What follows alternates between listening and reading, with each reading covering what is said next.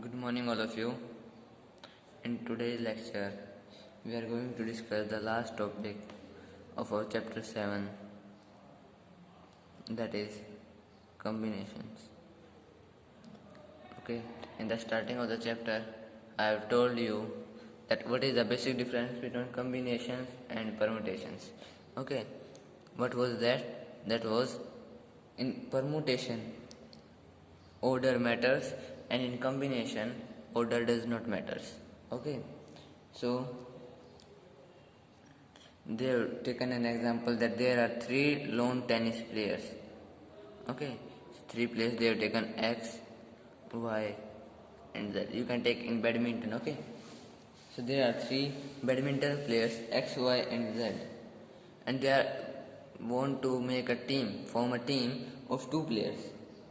So how can be that? That can be either X, Y, Y, Z, or X, Z.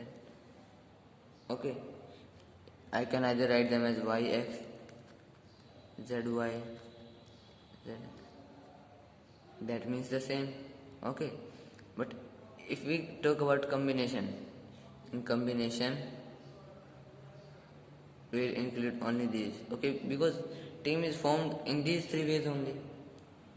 Okay, but if we say permutation, arrangements, so that will be, in that will include all of them. Okay, so that means what? It is a combination of three different objects taken two at one time. Okay, either of the two we have taken at one time. Okay, so that means in combination, order does not matter. Okay, one more example, it is that there are 12 people in one room. Okay, and they will shake hands. They will have to shake hands. So how many hands will be shaken? If I say that first shake hands with second, or second shake hands with first, that these two means the same. Okay, so I can write either one of them, not both of those. So that means this is what? This is 12 different objects. It is combination of 12 different objects taken two at one time. Okay. So similarly, what they have given is that we have a circle. Okay, and there are 7 points on it. 4, 5, 6. Okay, on it 7. Okay, and they are asking that how many chords will be formed. Okay, so either I join this point 1 with 2.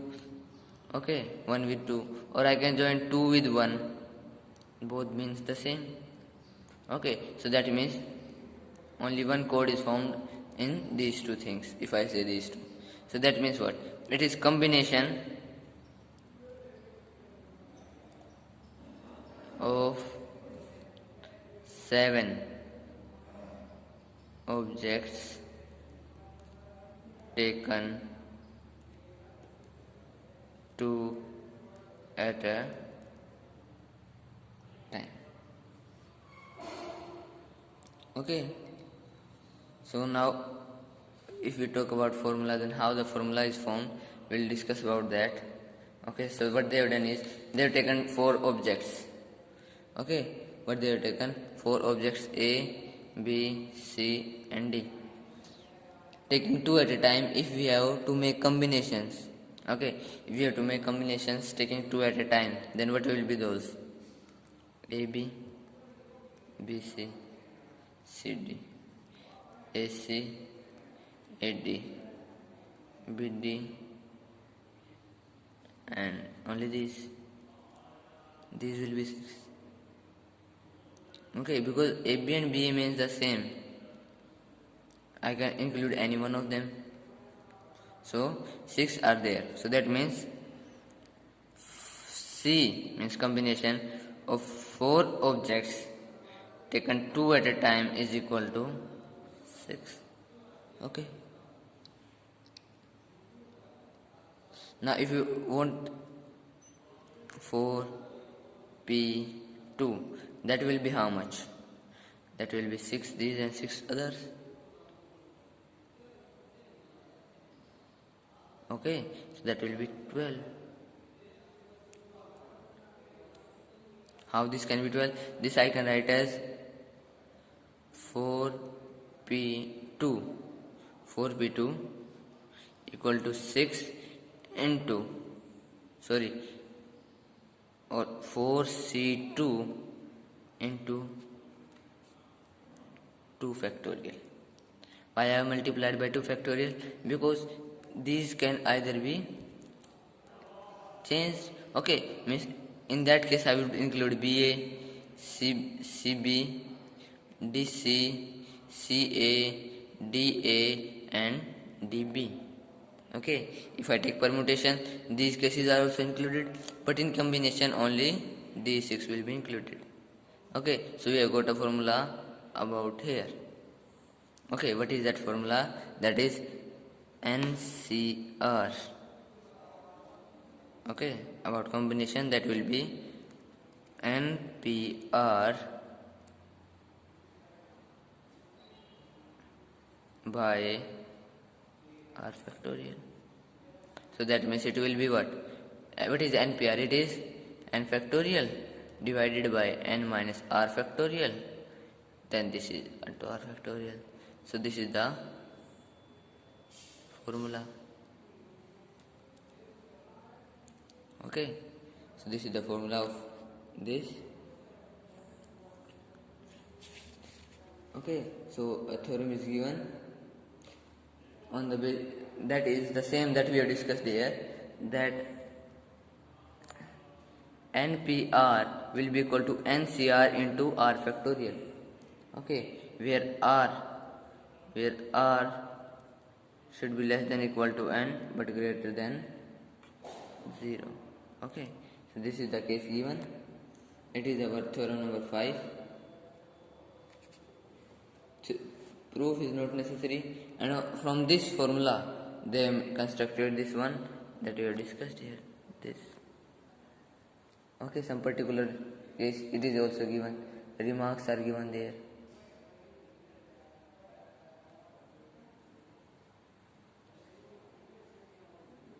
Okay. Now if we see the fourth one, the fourth remark what they have given is that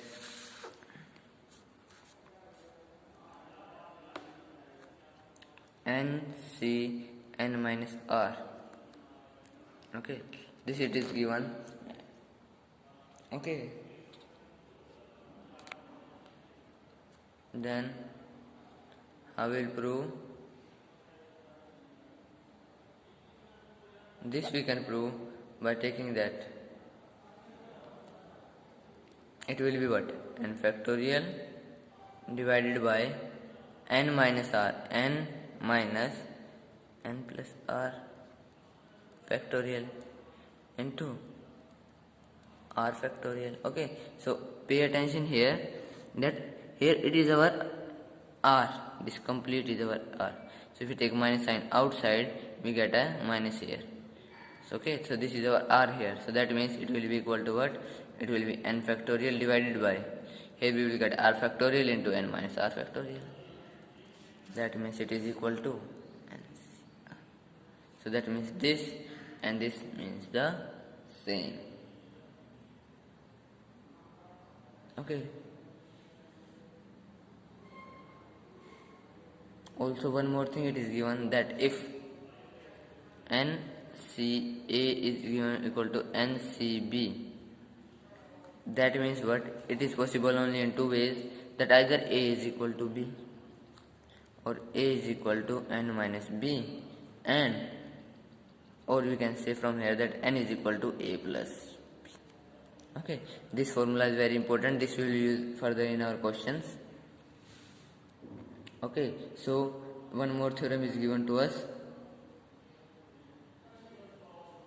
that NCR plus NCR minus 1 is equal to N plus 1 CR. Okay, this is given to us. This you can prove that how it has arrived. Okay, so first of all,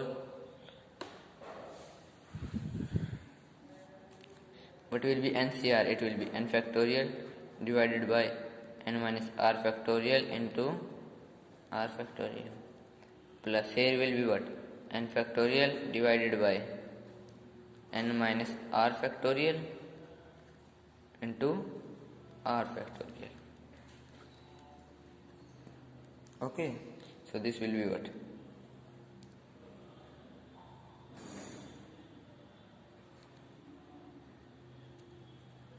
N factorial divided by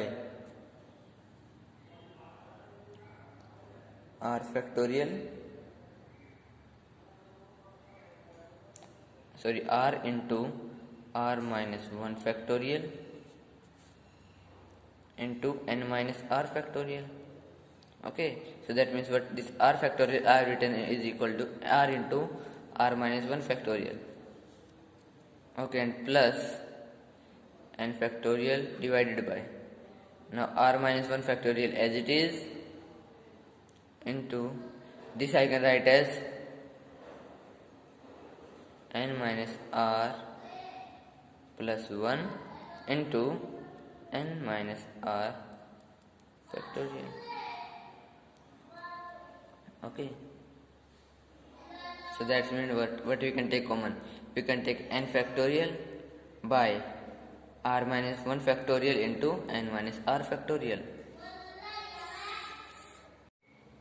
So it will be equal to n factorial by n minus r factorial into r minus 1 factorial taken out common, and it will be 1 minus r 1 by r plus 1 by n minus r plus 1 inside the bracket. Okay, so this will be what?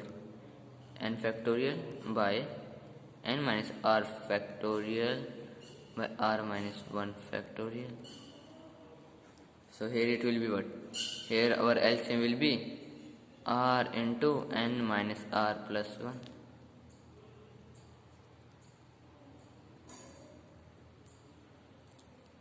So, and what will be our numerator? It will be n minus r plus 1 plus r. R will cancel this. So in numerator we get is, this will be equal to n plus 1 into n factorial. So that is equal to n plus 1 factorial. Okay, and denominator we got, what we got in denominator? We got n minus r plus 1 into n minus r factorial. Okay, into r minus 1 factorial.